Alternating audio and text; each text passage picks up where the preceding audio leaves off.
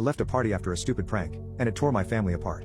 For as long as I can remember in my family, almost any time I got up from my seat someone would take it, either to be funny or to claim it as if no one was using it.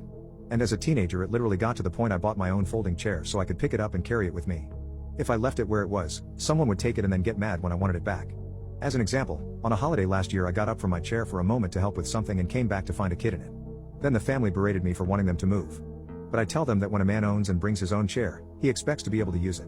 I own a very nice folding chair that's comfortable and easily portable, and I pretty much bring it to any family events because people are always scrambling for chairs. Well, the other day I went to a birthday party for my nephew. Like always I brought my own chair. But at some point I had to use the bathroom, and when I came back my chair was gone. Everyone acted like they didn't know where it was. I said they had 1 minute to return it or I was leaving. They laughed at first but then realized I was serious as I started going for the door. Everybody told me to just calm down and it was just a joke. I said I don't care if they think I'm a stick in the mud. I wouldn't be bringing my own chair all the time if other people weren't always taking my seat when I get up. I don't think it's funny, I never did. My brother-in-law then pulled the chair out of where he'd hidden it, and when I got it back one of the legs was bent.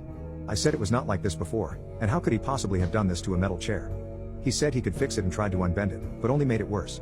The chair is pretty much unusable now because the leg is warped and I don't want to risk putting weight on it. I told my brother-in-law he owes me $50 for the chair because that's what I paid for it 2 years ago. He got mad and kept saying it was just a stupid chair. I said it was my stupid chair, and this wouldn't have happened if he wasn't so immature that he and everyone else had to mess with me for years about where I sit. Then I took my now messed up chair and walked out. I wish I knew how much drama this would one day cause. Update: I left a party after a stupid prank, and it tore my family apart. Well, things escalated a lot after I made my last post because I sent it to my parents and other family members after a little while. They were furious with me at first. Some even mocked me saying things like, "Oh, watch what you say or do around him. He might just post about it on Reddit." But when they actually read the comments on my post when I made them, they became mortified. My brother-in-law did agree to pay for a new chair and gave me the money I asked for. I bought a better folding chair than my last one and resumed going to family functions. But whenever I was there was this air about some of the family members. They looked at me like I'd sucked all the fun out of the room. My parents had stopped thinking the chair thing was funny, and even scolded a kid for taking my seat when I got up to use the bathroom. The only problem is that this kid was my nephew. And he started crying when they made him get up. My brother-in-law came to the boys' rescue, and my nephew ended up blurting out that his daddy told him he could do it.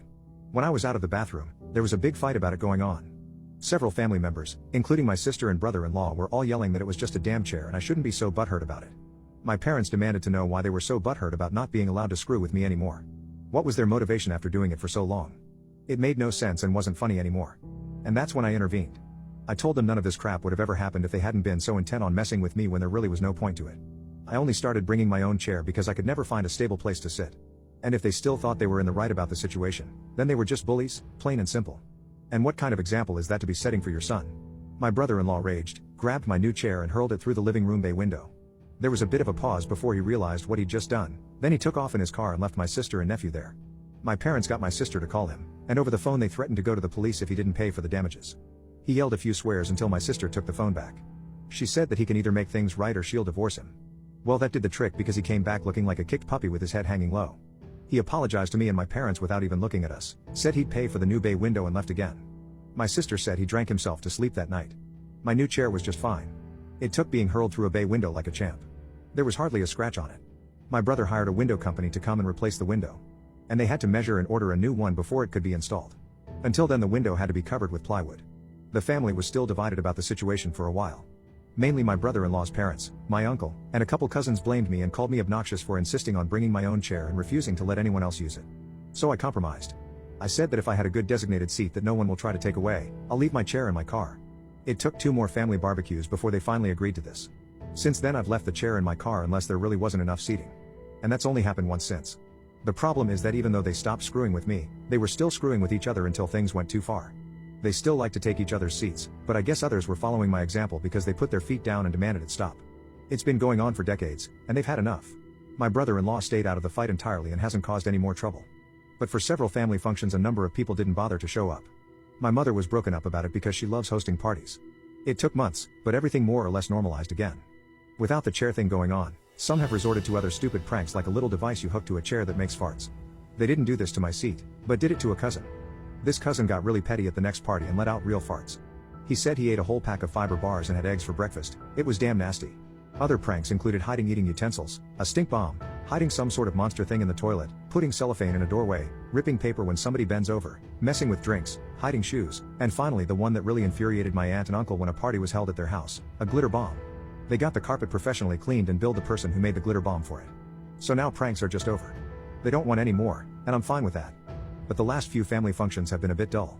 Of course, things were only calm for a little while before even more trouble started up. Update 2. I left a party after a stupid prank, and it tore my family apart. The family pranks I described had seemingly stopped, but some of them slowly resumed. However, they were only harmless little things that just gave me chuckles. The only person that they refused to prank at all was me, due to previous events. Of course, that didn't stop their entitlement. The 7-year-old son of one of my cousins stole my phone during a family birthday party at my parents' house and intentionally broke it rather than return it. His parents were already going through a rough patch. My cousin's father was constantly clashing with his wife over how to parent their child. His now ex-wife was a bad enabler of their son. She's also terrible with money, and has a very her way or the highway attitude, and she doesn't like to back down when wrong. She was one of the more outspoken people that hated me bringing my own chair and never sharing it, although she never got physical about it. She once confronted me and said that if I was going to bring my own chair, it should be something nice and made of wood that doesn't fold. I told her I was not going to lug around a dining room chair wherever I go when a folding chair takes up only a little space in my trunk. She argued with me about it more, and got nowhere. None of the family events were at her house, and she does not dictate my life. She gave me death glares for months but otherwise left me alone. The night her son stole my phone, he'd already been grounded from electronics by his father. The kid took my phone when I set it down on a table to eat some cake, and he ran off with it when I wasn't looking. He holed himself up in the master bedroom closet and was trying to install new gaming apps on my phone. That closet had a lock on the door and the key was lost years ago. The brat refused to come out or return the phone. His mother kept telling us all to just leave him alone and let him game on it. But I refused and said my phone was not his toy. The brat was told several times to open the door and he refused. All the while his mother kept contradicting everything said. My cousin got fed up and started forcing the old door open. It's an old manufactured home, and that door was pretty flimsy. Just as he was making headway, we heard loud banging sounds from inside the closet. The brat had started banging my phone against the nearest hard object he could find. The brat let out some loud screams as his dad pulled him out of the closet. The screen on my phone was nearly destroyed. Thankfully the rest of it was protected by the case. My cousin's wife tried to blame it on me, and said it was my fault her baby broke the phone because I wouldn't let him game on it. Everyone in the room turned on her and she shut up out of cowardice. It cost around $300 to repair my phone and I had to use a temporary one till mine was fixed. Thankfully, my cousin paid for the repairs. Well, the rest of the family knew about my cousin's wife's disdain for folding chairs like the one I keep in my car. And they decided to pull a prank on her because of her attitude after the incident with her son stealing my phone. I would like to be clear that I was not involved in this in any way, nor did I really condone doing it. But the entire thing was out of my hands. My cousins got together and decided to prank that girl and got their hands on a whole bunch of folding chairs. Then they removed every chair and seat in her house and replaced them with the folding chairs. Folding chairs at the dining table, folding chairs at the counter, folding chairs in place of the living room furniture, and more were strategically placed around the house. Even the chairs on the porch were replaced with them. When my cousin's wife came home, her reaction went far beyond what anyone thought. Their plan was to just record her having a tantrum and get a laugh. But she ended up going insane on the spot and tried to get a knife from the kitchen to attack her husband with. When she couldn't get the knife, she pulled out pepper spray from her purse and used it on everybody. Then she attacked her husband with her long fake nails. She probably would have tried to claw his eyes out or something, but thankfully one of the other guys there kicked her off him. I couldn't believe this poop happened all because of folding chairs. I feel like the root cause since I'm the one who was always bringing my own chair to family events since there was never enough seating and people kept taking the places I was sitting. And it escalated far beyond me. Police were obviously called, the wife got arrested, all the guys there had to go to the hospital because of the pepper spray in their eyes, and my cousin had to get all the scratches to his face treated. He looked like a bobcat attacked him. He filed for an immediate order of protection against his wife. They'd recorded everything, like her trying to get the knife and screaming she'd stab somebody. She had to go stay with her sister after spending some time in jail, and her sister I hear is as narcissistic as she is. My cousin obviously filed for divorce, and his wife later spent some more time in jail after pleading guilty for the assault. She wasn't allowed near her son for a while and tried to take it out on my cousin in court during the divorce. That did not go in her favor because he was easily able to prove how unhinged she is. My cousin got primary custody of his son and his ex got only supervised visitation since she was so mentally unstable. She's pretty much abandoned her son, and has shacked up with some fat older man, gotten a serious tan and bleached her hair. I guess she'd rather live the life of a sugar baby caked in makeup. My cousin's son was put through counseling and listens to his father more now. The kid has to be babysat a lot since my cousin has to work. The last time I babysat him, he took my phone again but didn't end up smashing it.